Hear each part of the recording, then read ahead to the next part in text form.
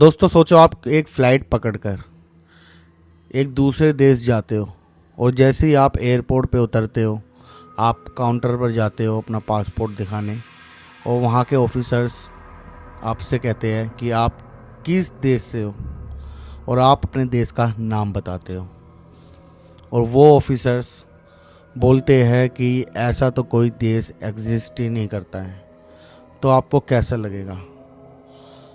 आपको लगेगा कि ये मेरे साथ कोई मजाक कर रहा है, लेकिन आपको मैं बताऊँ एक रियल ऐसी स्टोरी, एक रियल ऐसा इंसिडेंट जो एक हुआ था एक लड़के के साथ जो इस देश से आया था कि उसका कोई देश का मैप में नाम ही नहीं था। क्या वो टाइम ट्रैवल से आया था या कोई दूसरे यूनिवर्स से पोर्टल हुआ था हमारे देश में? तो कहानी को स्टार्ट करते हैं। 1954 में जापान के हैनेडा एयरपोर्ट पर एक ऐसा ही इंसिडेंट एक लड़के के साथ हुआ और वो कोई मजाक नहीं था, वो एकदम रियल इंसिडेंट था। इंसिडेंट जिसने साइंस और पूरी दुनिया के होश उड़ा दिए थे। आज हम बात करेंगे द टोरेड मिस्ट्री की, एक ऐसा साया जो शायद इस दुनिया का था ही नहीं।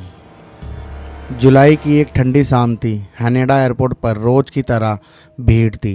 तभी कस्टम काउंटर पर एक बहुत ही वेल ड्रेस यूरोपियन दिखने वाला बिजनेसमैन आता है। उसका हुलिया बिल्कुल नॉर्मल था। वो फ्रेंच बोल रहा था और थोड़ी बहुत जापानीज भी।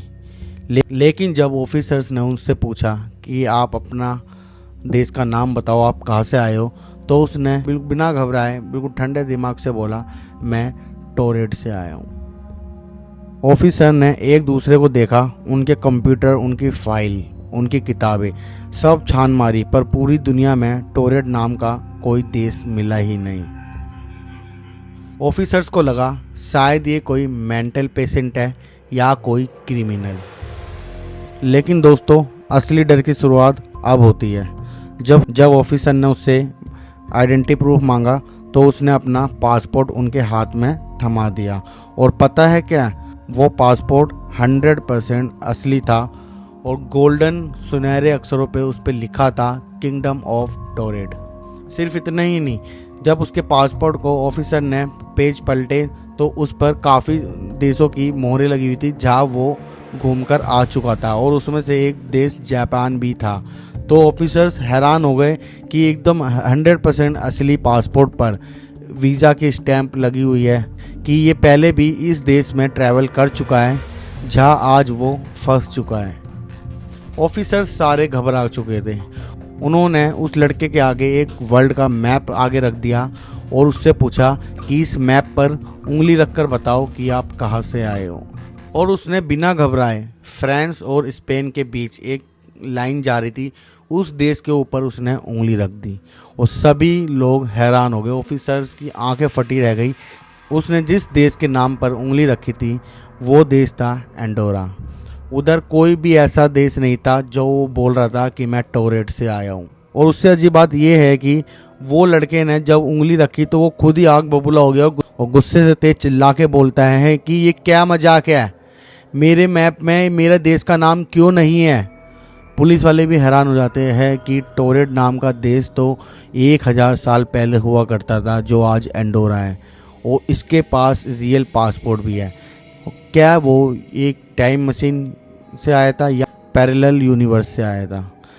ऐसा माना जाता है कि हमारी दुनिया के अलावा भी एक दुनिया है जिसे पैरेलल यूनिवर्स कहते हैं। काफ़ी लोग कहते हैं ये पैरेलल यूनिवर्स से आया था टाइम मशीन के द्वारा। आपको क्या लगता है ये कहाँ से आया होगा?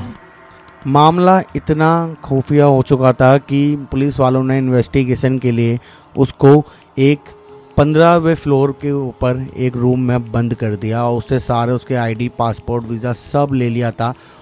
हालांकि उसके हाथ में एक बैग था वो जब्त कर लिया था, एक लॉकर में डाल दिया था जो लॉकर था एयरपोर्ट के पास ही, एयरपोर्ट का ही लॉकर उन्होंने यूज़ किया था।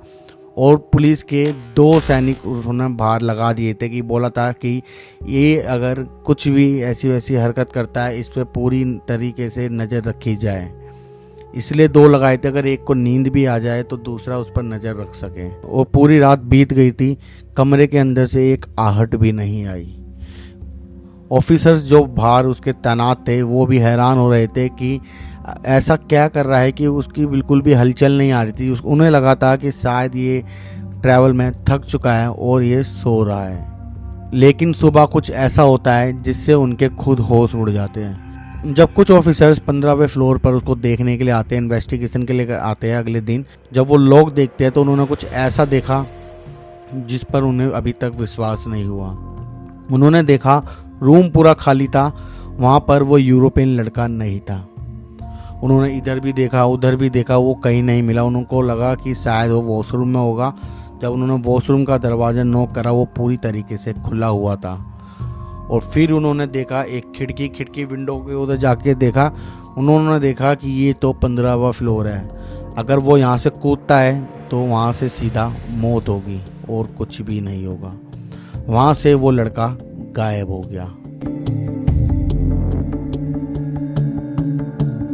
और इससे भी ज़्यादा डराने वाली बात यह है कि जब ऑफिसर्स एयरपोर्ट पे पहुँचते हैं, जो उन्होंने उसके डॉक्यूमेंट्स, आईडी, पासपोर्ट, वीज़ा वगैरह लॉकर में रखे हुए थे, जब वो लॉकर खोलते हैं तो वो देख के हैरान हो जाते हैं। उस लॉकर के अंदर वो सारे आईडी प्रूफ गायब थे। वो हैरान हो जाते हैं कि एक शख्स 15वें फ्लोर से 2 सैनिक उसकी सिक्योरिटी में लगे हुए थे, वो कहाँ चला गया बिल्कुल किसी को भी नहीं पता। और साथ ही साथ में अगर वो कहीं भाग गया है तो उसके आईडी प्रूफ एयरपोर्ट से कहाँ गायब हो गए। इस कहानी के दौरान तो लोगों को पैरेलल वर्ल्ड के बारे में भी सच लगने लग गया। क्या आपको क्या लगता है, क्या टाइम ट्रैवल हो सकता है? क्या ये पैरेलल वर्ल्ड रियल में है? क्या वो लड़का पोर्टल हुआ था हमारे इस वर्ल्ड के डायमेंशन में? आपको क्या लगता है कमेंट करके ज़रूर बताना।